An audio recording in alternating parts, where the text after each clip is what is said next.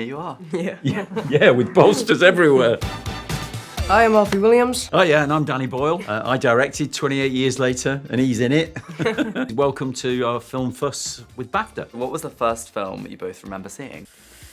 It was Superman, the original with Christopher Reeve. That was the first film I ever remember watching, and I was obsessed with it. It's a great movie. Wow. I'm a twin. I have a twin sister. When we were 11, for our 11th birthday, the big treat was we went to the cinema in Lancashire. My dad took me to see Battle of the Bulge, which is a war movie, and my mum took my sister to see Sound of Music. And the gender stereotyping was set in place right there. What was the first film or TV show that you were both obsessed with? For me, it was Stranger Things. I think I started watching that when I was about 10, and I just became obsessed with all the characters and everything. Yeah, for me, it was either the original Star Trek, which we all watched, or Doctor Who. You know, the Daleks. I remember the Daleks being absolutely terrifying. I used to watch that when I was little. Did you? Yeah. Do you both have a favourite Doctor Who doctor? I have to say Chris Eccleston, because he's from the same area I come from, and if I don't say Chris, I'll get in trouble. And what was the first film or TV show that you both saw that made you think, I want to act or I want to direct? Wasn't it a TV show or a film?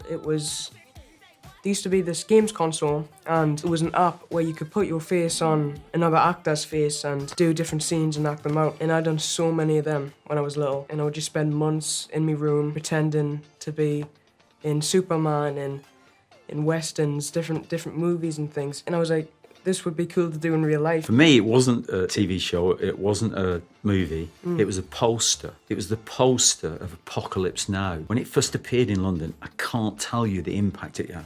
It was, because the film is such an extreme film, they came up with this extreme poster, and it was like acres wide, and it was just black, and there was nothing on it, just Apocalypse Now. That was it. And I thought, I knew there was a movie coming called that, and I thought, that's what I want to be. And then it turned out to be my favourite film ever, so that makes sense. But I do remember thinking, I'd love to do that, put up posters like that. And here you are. Yeah, with posters everywhere. What was the first day on the set of 28 Years Later? Was it like when we had to go down into the caves?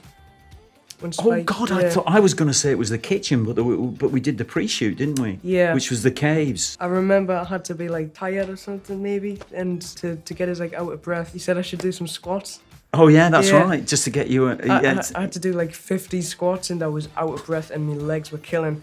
And then I had to like come down the side of this cliff into this cave, and yeah, it worked though. That was quite a shocking. It's quite a shocking first day because you witnessed your father having this affair with this other woman. Yeah, that was quite a. That's quite a. I didn't realise until you just said it now. Mind you, we'd done 2 weeks rehearsal before, so you'd be introduced. Oh yeah. Yeah, you'd kind of. But I was just thinking, when you put it like that, it's quite a shocking one to start with, really, for a young actor kicking off with a scene like that. It's not a gentle introduction. It's fun though. It was very fun. But Danny, when did you first return to the world of 28 Years Later? It was actually some screenings that were happening over a number of years of the original film, and they'd happen at the BFI, actually, on the South Bank. They had asked me to go along and do a Q&A, which I always try and support because live cinemas, it's important to keep cinema alive. But they were packed. And not just that, the energy in the room was just like startling. I mean, it was, and the film felt like, it didn't feel like I'd made it. It felt urgent and kind of like, it didn't feel dated. I mean, I think that's tribute to Killian and Naomi, as the central protagonists of it. That's where we first began to think. I used to send messages to Alex saying, we should probably come back to this, because, and see whether there's anything else we want to do with it, because the appetite for it is still there. So when I read the screenplay that Alex sent, there were these characters that appeared at the end of the film called The Jimmies, and it is shocking. It returns you to the fact that this is a horror film, but not in the way you might be expecting. They go on to dominate the second film. I thought this is the most original piece of writing I've seen since Clockwork Orange. It's what I thought. That's honestly what I thought. What was the first film that reduced you to tears? I'll go first. E.T. I remember watching E.T. That's with my dad's as well. Is it? Yeah, I remember watching it with my mum.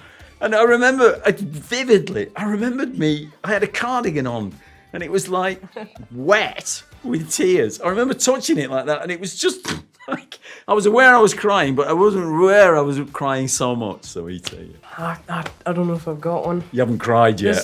There's times where I've like teared up. I mean, I teared up at this one, but yeah. It'll happen. Yeah. It'll come. One I don't day. watch enough movies. I've got to watch more movies. For Alfie, what did you think when you first read the script for 28 years later? That I wanted to be a part of this. It was a fantastic script, and I watched 28 Days and I was like, I have to get this part.